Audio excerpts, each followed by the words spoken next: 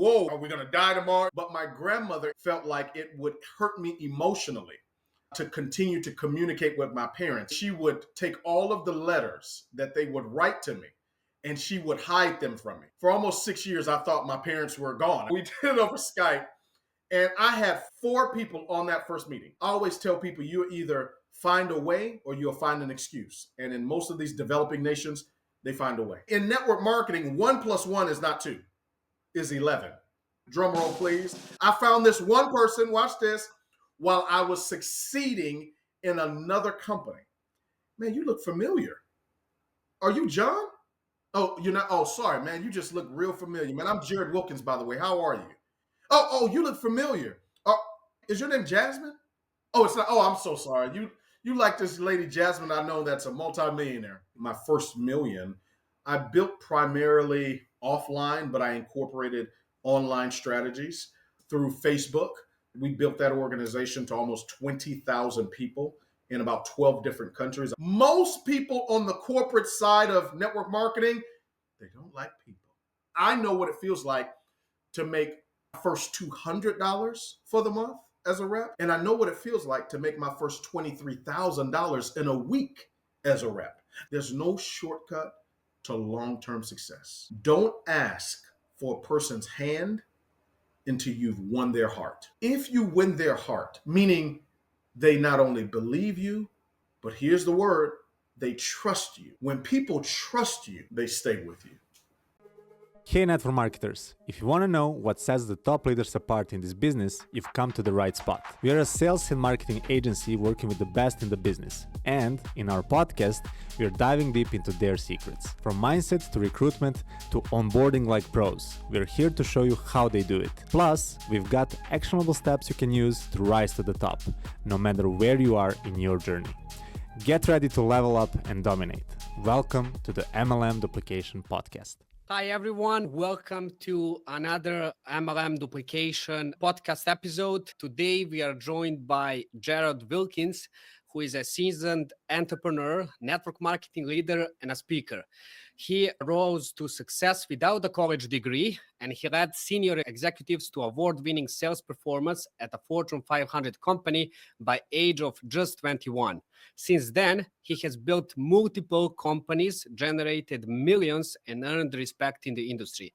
He grew up in a third world country without parental support. His sink or swim experience shaped his powerful storytelling and ability to inspire.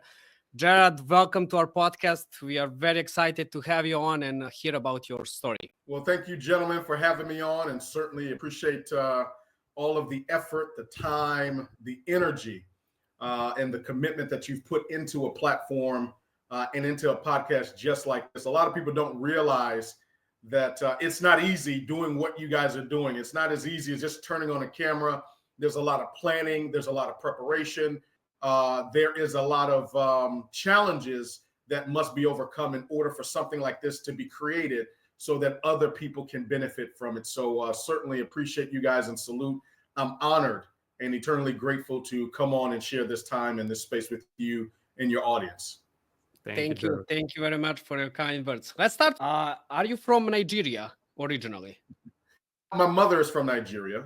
My father is from the United States. He's born in the state of Alabama. And so both of my parents actually met in undergrad here in the United States. And eventually both of them went on to law school. So I've got 2 parents that are attorneys. So imagine that growing up. Nonetheless, they met in undergrad, went to law school together. And it was interesting. My mother, her father had passed. And because he passed, she and I went back home to her country of Nigeria in 1989. And we went there to help memorialize her father, who was a bishop in the Anglican Church. And that's how she came to the United States of America, because he came on a scholarship as the #1 student in his theology class. And that gave him entrance into the U.S. to come and study. He brought his then wife, my late grandmother, with him. Both of them are now deceased and passed on. But that's how he got to the United States and started his family in the US. And so my mother in 1989 took me at 5 years old back to Nigeria to help memorialize him. And it was there that my grandmother convinced her daughter, which is my mother, to leave me with her. And she did. And so from the age of 5 to the age of almost 13 years old, I lived in Nigeria, a developing nation. I had no parents with me there because both of them were back in the United States. They were in their 20s, attending law school and graduating and starting their careers. Back then, we didn't have, technology like we have today. So I couldn't text message my mom and dad. I couldn't email my mom and dad. I couldn't call them on the phone. It wasn't as easy as it is today because of technology. And so we had to write letters to communicate, something as old as that. But my grandmother, in her belief and in her wisdom, felt like it would hurt me emotionally to continue to communicate with my parents. And so what she would do is she would take all of the letters that they would write to me and she would hide them from me. She wouldn't let me see the letters. And so for almost 6 years, I thought my parents were gone. I didn't know where they were. And so I had to learn and to adapt to a new culture, to new environments, new food, new people, learn new language. Just like we do in business, just like we do in network marketing, you always have to adapt, to adjust, and to pivot and to learn. And so I think that's one of the foundations for why we've been able to accomplish what we've accomplished in business, specifically in the direct sales network marketing channel, is because of that upbringing. And so I got back to the United States in '94, and since then I've been here, and this has been home, but I've traveled all over the world. Matter of fact, in the last 8 months, I've been in 15 countries. And what I learned from age 15 to 13 has helped me service, equip, educate, and empower people all over the world. We'll speak about that. Let's speak about your upbringing in Nigeria. How was it? What would you say? Was it like a happy childhood, like tough childhood, or you are fan of those memories there? I am, as an adult, as a man now at 41 years old, I appreciate the experiences that I had from 5 to 13 while in Nigeria. Now, when I was there, I didn't appreciate it. Learning all things new, being the odd person out. When you start a network marketing business for the first time, you're typically alienated by your friends and your loved ones. They're like, get away from me. That's a pyramid scam.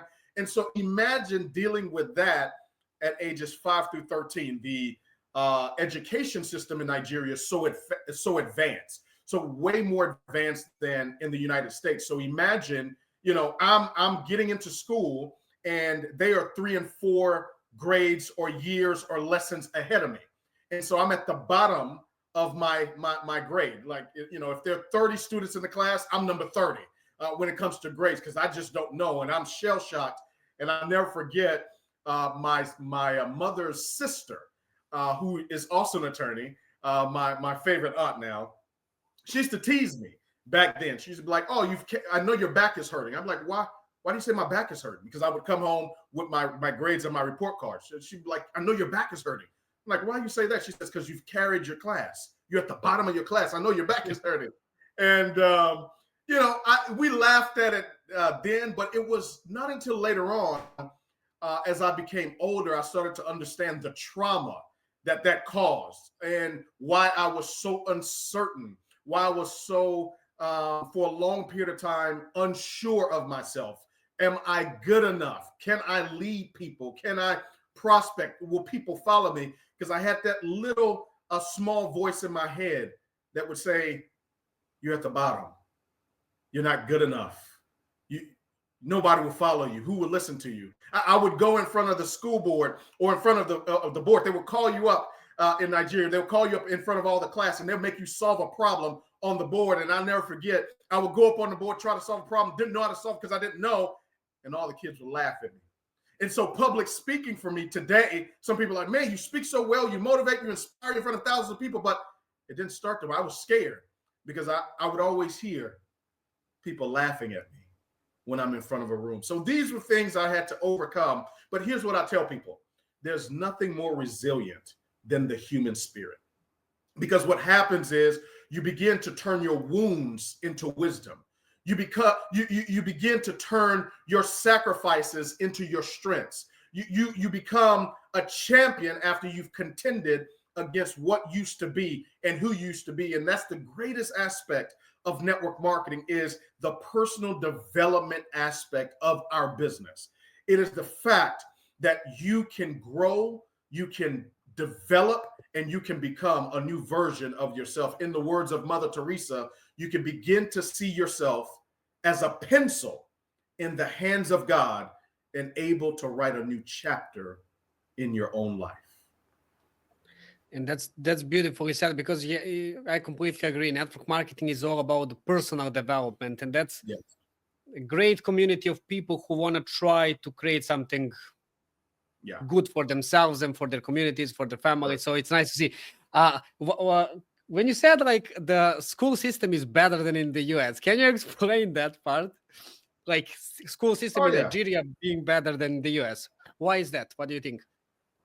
Well, I just believe that the competition in developing nations, they're competing for small opportunities. So there's a different desire, there's a different level of hunger in Nigeria and other countries around the world, because when you look at the West, whether you're looking at the United States or you're looking at Great Britain, when you look at the West, these are established superpowers. And when you become established in any area, even in business, sometimes there's a level of complacency. You relax. And the danger in that is that there are other people always contributing or always competing to contribute to society. And so, in Nigeria, we were colonized by Great Britain. And so what that did is it gave you this sense of wanting to fight, this sense of hunger, this sense of desire to be independent. And when you look at Nigerians today, they are the most educated immigrants in the United States today. They have the most in terms of highest level of education. They have the highest level of incomes. They have the highest level of degrees, because that innate hunger and that desire is there. I tell people all the time, or the old saying goes, if you go to any country in the world and you don't find a Nigerian in that country, leave. Why? There's no opportunity there. What about Nigerians and network marketing? I heard that they are great in network marketing. That's a big industry there.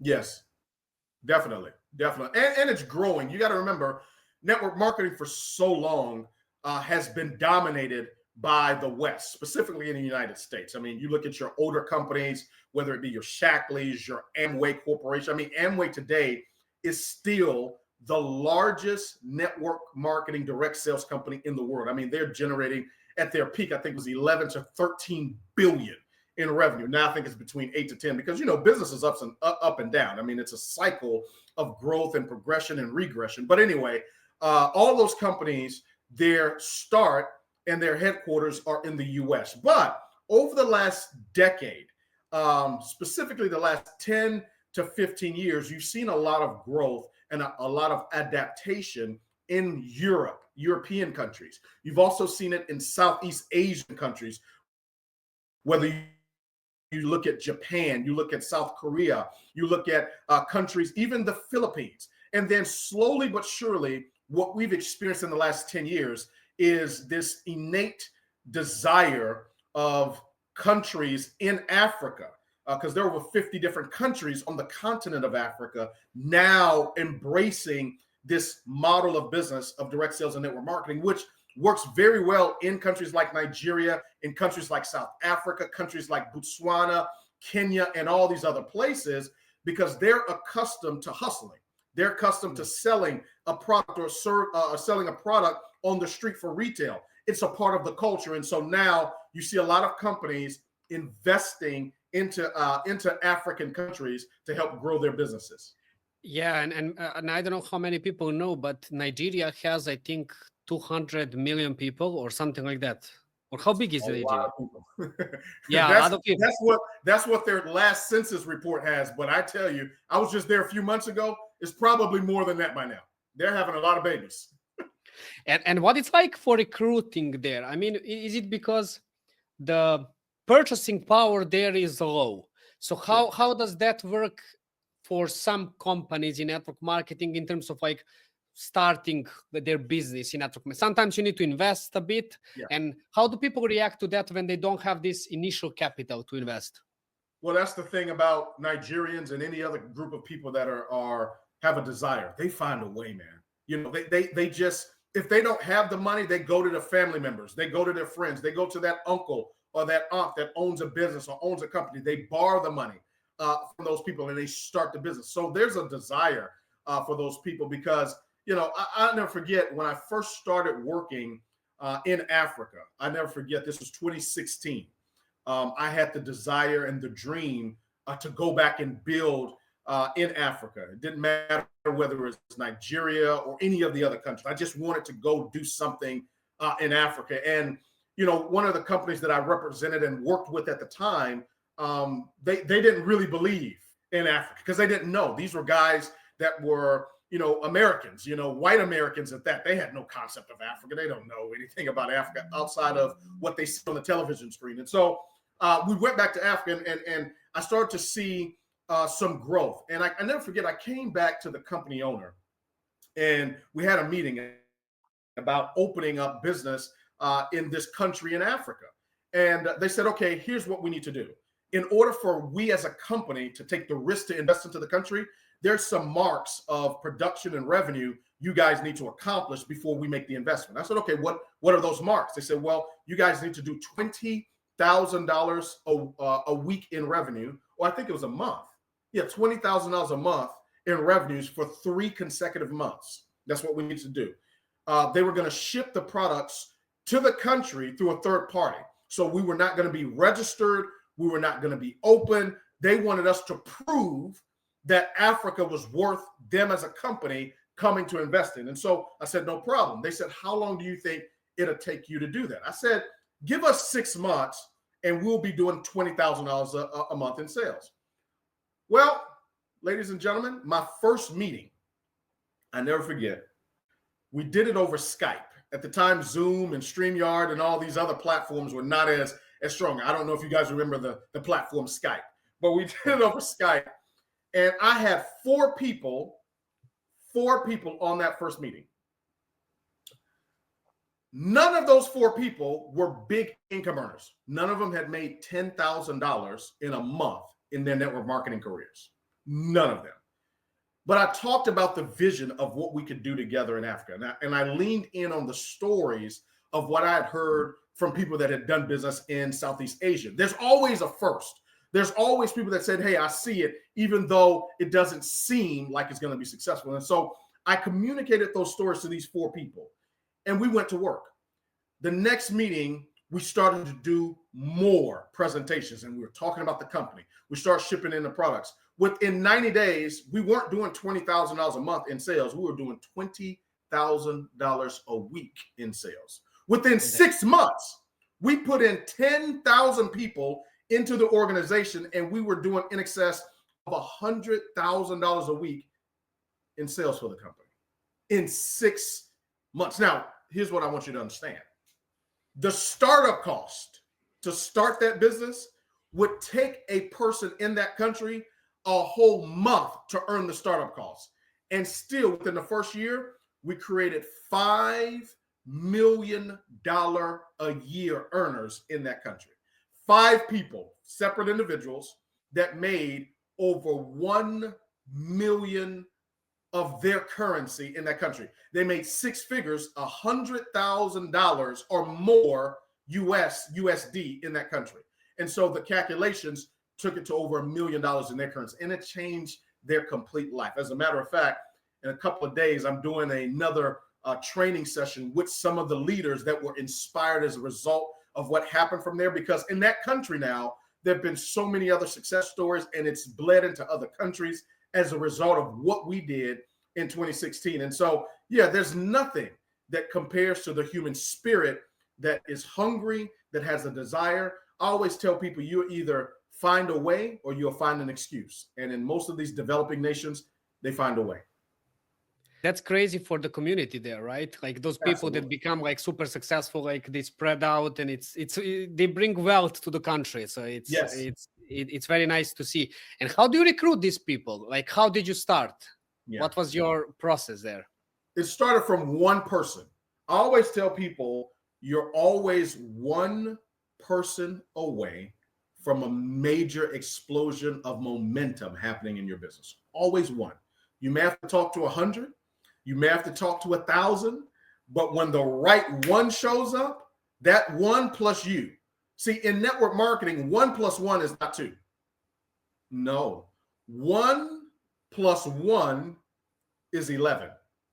That's what people don't understand. We're not dealing with addition in network marketing. We're dealing when you're talking to the right leaders and the right influential people. You're dealing with multiplication. So one person is a doorway to 1,000 people. And so this one person that I talked to, and he wasn't a big earner. He had been in a couple of companies before and been exposed to network marketing, gone to events, and he was ready. He had gone through his process of believing in the profession, believing in himself. And now he was looking for the right company, the right timing, the right opportunity. And most importantly, he was looking for the right person to partner with. And as a result of that, we together, and it's never, I tell people all the time that success has many fathers, but failure is a lonely orphan. Meaning when success happens, everybody wants to claim that they're the reason for why the success happened. When failure happens, everybody points the finger. No, it wasn't me. It was them. It was the company. It was the owner. It was the leaders. It was the product. It was the comp plan. But when it works, it was me. And I tell people, you can be what I call the determining factor for your success, but never forget there are always what I call contributing factors to success. And so he and I, together with so many other things and chains of events and experiences and people, came together and created that success. But I found him. Are you listening? Drum roll, please. I found this one person, watch this, while I was succeeding in another company. And he so happened to see my success through Facebook, not of me personally only, but because I was able to attract another leader that he was aware of and inspired by. And because he was inspired by that leader who I attracted, that interaction caused him to meet me. And so now when timing had shifted in his life, he reached out to me and everything took place from there. You mentioned there Facebook and people noticing you there. When you were starting out, when was that? What year was that? And what were the first steps that you took in this business? And can you walk us through the start of your career? Yeah, I got started August 28th, 2004. So I got started before Facebook. I got started before Instagram. I got started before Twitter or X. I got started right around the same time or even before MySpace. I'm not sure if you guys even remember what MySpace was. But so back then, team, you had to build network marketing or build your business 100% offline. Yeah, so you couldn't hide behind a camera. You couldn't run ads. You couldn't do marketing. You couldn't do pay-per-click marketing. You couldn't do Google AdWords. You could do any of that back then. When I saw, you know what you had to do? You had to go out and meet people. Yeah, you had to go to the gas station. You had to go to the grocery stores. You had to go to restaurants. Even if you couldn't afford the food, you had to go to different hotels and hang out in the lounge areas to meet travelers. And you had to become creative with meeting people. One of the things I would do if I saw somebody, sharp at the gas station, now this might seem crazy, but it worked. Or even at the coffee shop at Starbucks, if I saw somebody that looked sharp, I walk up to them and say, man, you look familiar. Are you John? Oh, you're not. Oh, sorry, man. You just look real familiar, man. I'm Jarrod Wilkins, by the way. How are you? Oh, you look familiar. Are you? Is your name Jasmine? Oh, I'm so sorry. You like this lady Jasmine I know that's a multimillionaire. Sorry, I'm Jarrod Wilkins. How are you? These are the things that you have to do. And so you would strike up conversation, or you would see somebody and you would say, we would always compliment something on them. So if we saw some guy that looked sharp and he was suited and booted, he had on a tie or something, you see him, you're, man, how you doing? Man, I love that tie, man. That looks real good. Where'd you get it from? Oh, I got it from the Gucci store. Or I got it from, man, wow. You shop at Gucci often? You do? Oh, man, yeah, I love Gucci. I'm Jarrod Wilkins, by the way. How are you, man? Where are you from originally? Oh, you're from Spain. Wow, Spain. I've never been to Spain. Man, the only thing that I've heard about Spain is they have the best looking people on the planet. Is that true? Oh, yeah. And you start conversations, right? See, now that's a lost art in network marketing because you don't have to do it. Back then, these are things you would have to do. And you have to go through this process. Oh, what do you do for a living? And they'll tell you, oh, you're in sales, or you're in marketing. Oh, you're an engineer. Oh, wow. Okay. Well, man, it's so good to meet you. Do you have a business card? Love to collect your card and let's connect over coffee at some time. Or you have a number. Do you get their number? You get their business card and you reach out to them a day or two later. See, these were the things I did when getting started in business. Where did you learn those sales skills? Or would you say that some people like you are just born like that, or you had to learn it the hard way? What were some of the mistakes you did in the beginning? No. I wasn't born this way. I told you how I was born. I was born black and butt naked. So no, I didn't know none of this stuff. I had to learn all of these skills. And you learn from your mistakes, or you can learn from your mentors. And so I had incredible mentors coming up in the profession, mentors that were in my company that I worked with at the time, mentors that I sought out through books. I don't know if you guys see all these books on my shelves, books that I read. And I became a student of the profession. I did not want to just hustle and make some quick term money. I wanted this to be my chosen field of endeavor. No different than a person that chooses to become a physician.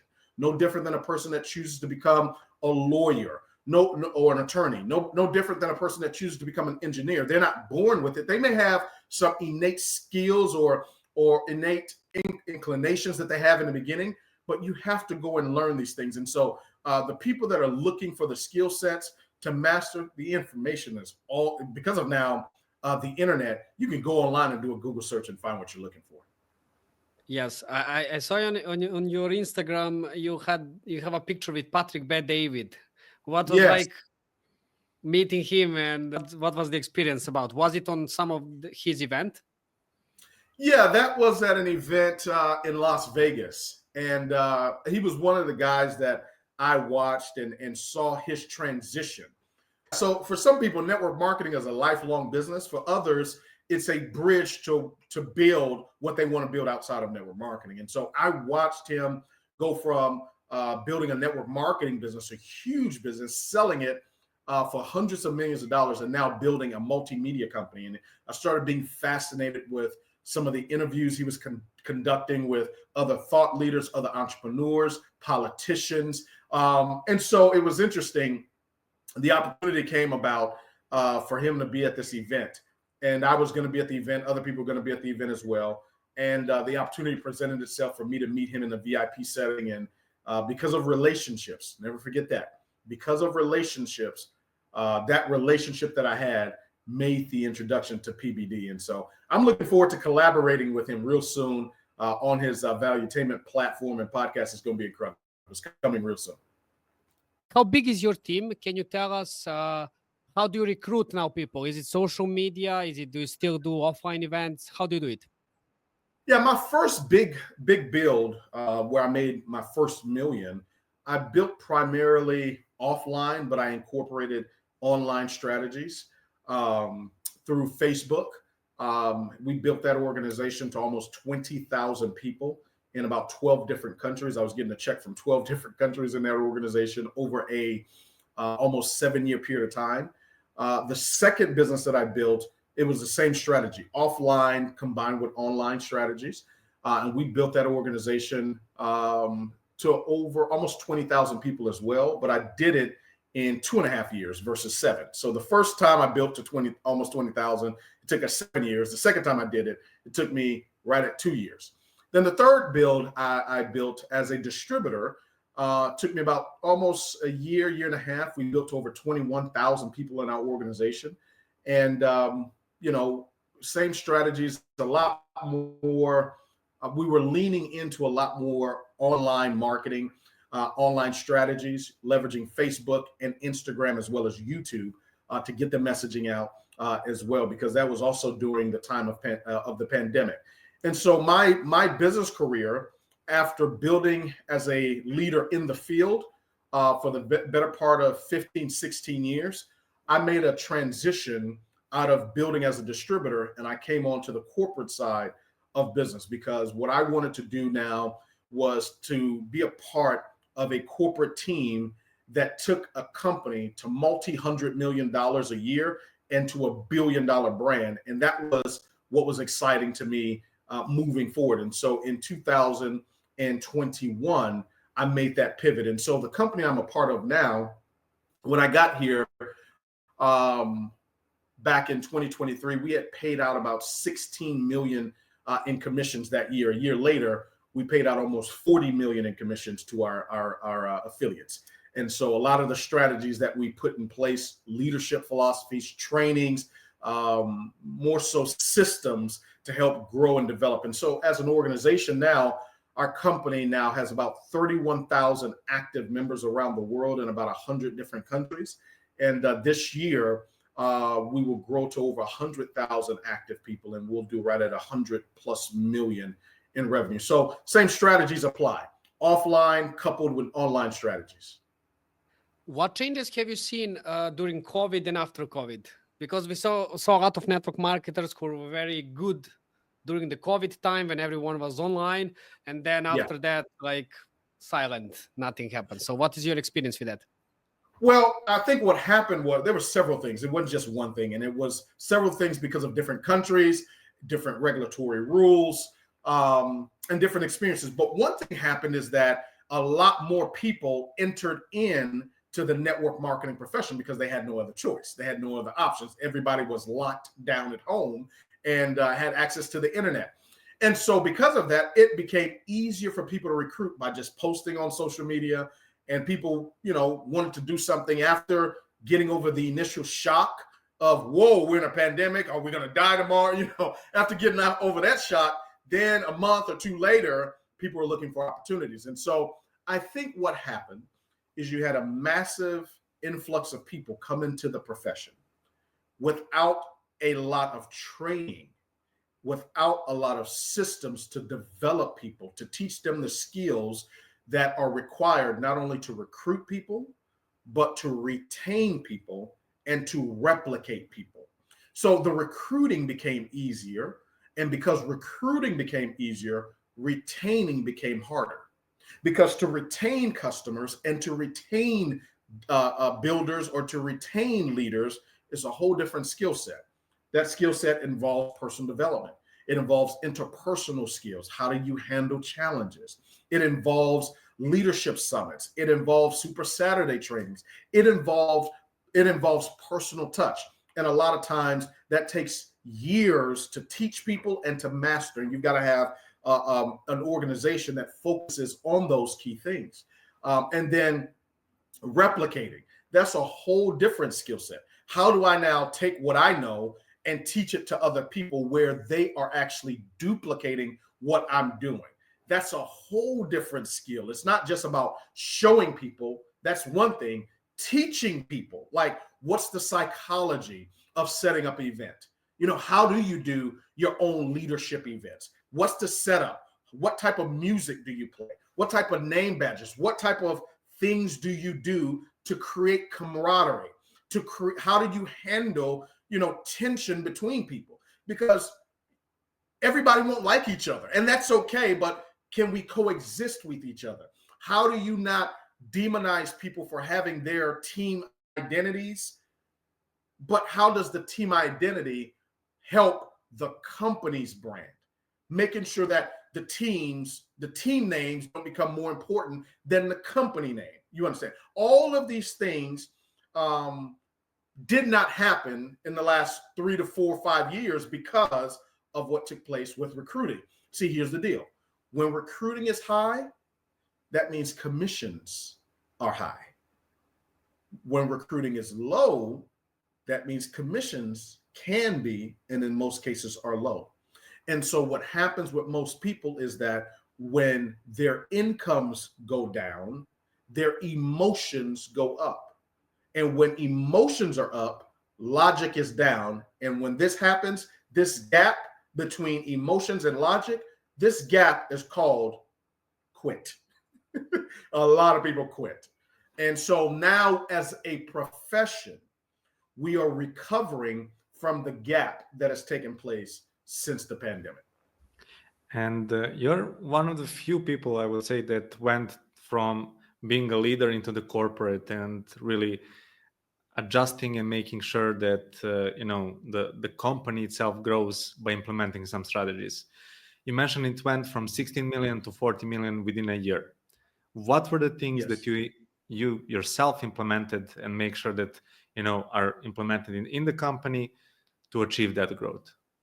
Well, it wasn't just me, but I will tell you my contribution to it has been to share my experiences and to teach the philosophies and strategies to help grow the people. My philosophy of business is if you grow people, people will grow the business. What we have to learn to do is you use the business to build people. You don't use people to build the business. Now, sometimes that seems a little grayish. It doesn't mean you don't go out and prospect. It doesn't mean you don't go out and recruit. You have to learn how to use your business to build people. If you use your business to build people, the first thing you have to understand is you have to like people. Most people on the corporate side of network marketing, they don't like people. That's why they're on the corporate side. They like profits, but they don't necessarily like people.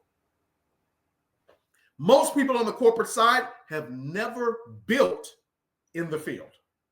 I've been to the corporate events that take place, and it's nothing against them. It's just the difference. If you've never operated and built a business as a rep, as a distributor in the field, you don't know what these people are going through. When your software crashes or people can't enroll new people, see, on the corporate side, if you've never been in that position, you don't have any empathy. You don't know what it feels like to prospect people for days and not get a response. You don't know what it feels like to get a new person into the business, get that first fast start commission check. You don't know what that feels like. You don't know what it feels like to retail the product or the service and get a new customer. But when you know what that experience is like, and you know what that experience is like at a high level. See, I know what it feels like to make my first $200 for the month as a rep. And I know what it feels like to make my first $23,000 in a week as a rep. I know both sides. I know what it feels like to build a business where you're cash flowing in excess of $20,000 a week and watch that business disintegrate down to $2,000 a week. Not because you did anything, but because there were some things that took place with the company, with the ownership, with the management of the company. The compensation plan changed. They changed the ingredients in a product. They didn't open up a country correctly. They didn't service the country correctly. And now as a result of that, all of the business dissipates or disappears. And you're left like, yo, what do I have to, what are we doing here? See, because of those experiences, now in the position that I hold, I can have conversations with people and I can speak their language. It's no different than when you go to any country. The greatest bridge to that country in terms of connecting with those people is when you're able to speak their language. If you can speak their language, there's an instant connection. If you've got to have a translator, you can communicate, but you can't always connect. The key to business is being able to connect. And because I can connect, that's one of the reasons why the results have come as they've come today. And what are some of, you mentioned building a people. In practice, what are the actions that company took to build people? Was it improving the training system, the onboarding system? What were some really steps that you took and the company took at that time? Well, yeah, one of the things we did is invest time with people. And the way you do that is you've got to set up events that create an environment for you to invest time into people, teaching people, connecting with people, getting to know them. See, people don't care how much you know until they know how much you care. They can only receive from you based on how they perceive you. So if they perceive you as just some corporate executive, you care about the growth of the company, but you don't care about me, when tough times come, they won't stay. When challenges come, they won't remain. So a lot of this, in terms of the practicality of developing people, is you got to get to know people. When you do a retreat, let's say you do a week retreat for your people that are making $5,000 a month, or your people that are making $10,000 a month. You get together in one location for a week and we spend time together. We invest time together, right? We invest time getting to know each other, getting to know each other's story. What did you grow up in? What did you do before this? Oh, wow. What are you doing with the money? What motivates you? And then getting to see, these are things that are right now, everybody wants to press a button on a screen, or everybody wants to, cookie cut through the process. Everybody wants the shortcut. And here's the reality. There's no shortcut to long-term success. There's no shortcut. You have to invest time in people, and you must invest time with people to create a connection. And if you create a connection, see, I tell people this all the time. Don't ask for a person's hand until you've won their heart. If you win their heart, meaning they not only believe you, but here's the word, they trust you. When people trust you, they stay with you. What I heard is basically that same with the companies, like with newer generations, you need to invest in your employees in order for them to bring the best out of themselves, to be motivated all the time. I mean, my mother, for example, she works at the same place for 30 years. She'll go into retirement working in one company. But new generations, they leave companies like this. It doesn't have to be network marketing, anything else. Yeah. And what you mentioned basically is, if you want to keep people motivated, it's not only about compensation plan. It's not about the great product. It's about this relatability, as I understand from you, and getting to know them, what are their goals, and this sense of community, basically. Yes. And if I understood correctly, your role, or the people who were leaders before, is a big part of that, just because you can relate to whatever they're going through, basically. Yeah, not only can I relate, but I have the results. It's one thing to be able to relate. It's a whole nother level to have results that people respect. When you have results and relatability, those two things can be the bridge to a relationship. Because here's the reality. People will come for the money, but they'll stay because of the relationships. Because here's the truth. Money up or down is temporary. Think about it. Money, whether it's you're making big money, it's temporary. When you're making little money, it's temporary. It's never the same. It's in business and in entrepreneurship, it's up, down, up, down, up, down. It's never up, up, up, up, up. The only thing that goes up like this and stays up are Ponzi schemes, and then they crash. Right? And so what you have to build is a community and a culture that whether we're up or we're down, there's a relationship there that allows for us to stay long enough for the down to go back up. And even when the ups are there, it comes back down, we're still there, and we go up and down. What are some things that you teach people when the tough times come? How to basically keep the team happy, keep them motivated? What are the strategies for that? See, if you're teaching people that when they're down, you're already too late. You got to teach them that when they're up. When things are up, you teach them and prepare them for what happens when things come down. Because what goes up must come where?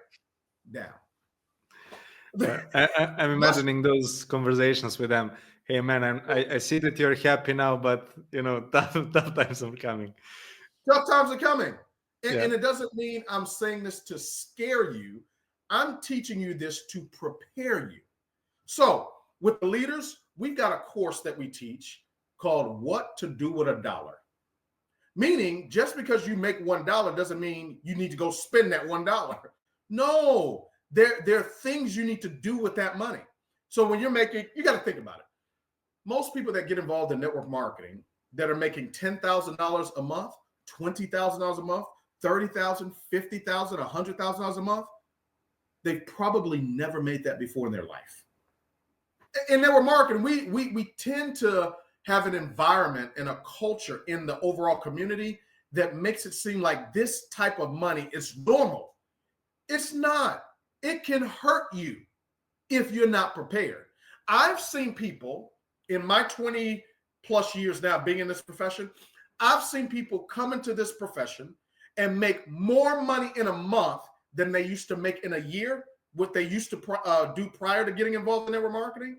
And 2 to 3 years later, they're in a worse financial situation than they were in when they first got started. What happened? They didn't know what to do with it. They didn't prepare. They thought that $10,000 a month, that $20,000, that $50,000, that $100,000 a month, they thought it was just going to keep coming in. No. I mean, look at it. Go look at any publicly traded company. You will see they report every quarter, and you will see, if you look at them in over a 5-year period of time or 10-year period of time, you'll see quarters where they were up, quarters where they were down. So why do you think you, as an entrepreneur working with a company, building your own business within a company, why do you think you won't have ups and downs? You're going to have unexpected attacks on a company, on your business, on your products. When these tariffs get announced, with these countries, that can impact your business, the raw materials and the ingredients that your company sources to produce the product, or the data. If you're selling services, things may change in the market, and that will impact your business. See, it's different if when the business goes down, you've got money put away, you've got money invested so that you can weather the storm. A lot of times, the reasons why leaders have to quit and go to something else, they have not put enough money up to weather the storm. That's such a great point, because that's financial literacy that should be taught even in schools, of course, Yes. but it's especially, I would say, network marketing, because we have people from different backgrounds that are becoming like these millionaires without proper, I would not call it education, but financial literacy, so that it's kind of like, as you said, like they haven't earned that money before. So now they have like this huge money and they go crazy with it. They buy these expensive cars, houses and everything. And they believe like in economy, when times are good, they believe all the time will be good. But it's, as you said, like there are ups and downs. So it's brilliant actually that you are teaching them this financial literacy, because of like bad times that will come. That there is no question about it, that they will come. So that's amazing. How people react to it? Are they like, oh, I wish I knew this earlier? Or what's their reaction to that training? It's always a mix. You have some people that are grateful that they're learning it at that time. There are others that wish they learned it earlier and now they understand because they've kind of been through it before. There's some people that they don't even really pay much attention to it. They're going to do what they want to do anyway. And so your job as a leader is to show the way, go the way, or to go the way and then show the way. And so I'm not really concerned as much after I have taught you. Now it's going to be up to you as the student to learn the lesson. And this is the interesting thing about life. Life sometimes will give you the test first and then the lesson after. That's powerful. Can you speak about your mindset? How do you stay motivated? I saw that you are training. How is that connected, like physical strength and physical activity, to your mental, mental health and being always? I know you cannot always be motivated, but what you built for yourself that is working for you to be like, yes, let's keep hustling even when times are tough? Man, it's just a blessing. Now I'm in my middle ages. I'm 41. This year I'll be 42. So working out for me is the cheat code. It really is. I'm up at 6 a.m, and I work out 5 days a week. It's my personal deposit time. While I'm working out, I'm not listening to personal development. Sometimes I do. Most of the time, I'm listening to some hardcore. I'm listening to some rap music, some hip hop music, because I'm pushing the limits of my body, because healthy body can create healthy mind. A lot of the autoimmune diseases, a lot of the sicknesses that we have is diet and exercise. And so for me, just to be sharp, to be mentally sharp, to be physically equipped, I have to work out. It's my anchor in the mornings. And so I have to do that. Then I make it a point to always, every single day, to read something or to watch something or to listen to something that motivates and inspires me. I call it YouTube University. There's so many different podcasts you can watch from people that have succeeded at a high level. I watch these things. I'm into sports dialogue as well. There's a big trade that just happened. I'm a big basketball fan, so some of those that watch basketball, you get this. But a big trade just was announced between Luka Doncic, my Slovenian brother. That's crazy, man, right? Yeah, it's crazy. But what do we learn from that? It's one thing as a fan, you're watching and you're listening, and as an entrepreneur, you need to be paying attention. What did that show you? This guy is a 5-time All-NBA. He is considered one of the faces of the league. What would cause the owner of a company to say, you know what, you're a top guy, but we don't believe in you enough to keep you or to extend you? What's the rationale behind that? Some people say he was up for a contract renewal of $345 million in June that he was going to get. They said, no, we don't want to pay you. It was such a secret that nobody even knew about the trade coming except for 2 people: the general manager of the Dallas Mavericks and the general manager of the Los Angeles Lakers. Listen to this. Watch this, network marketers. These 2 men have a relationship.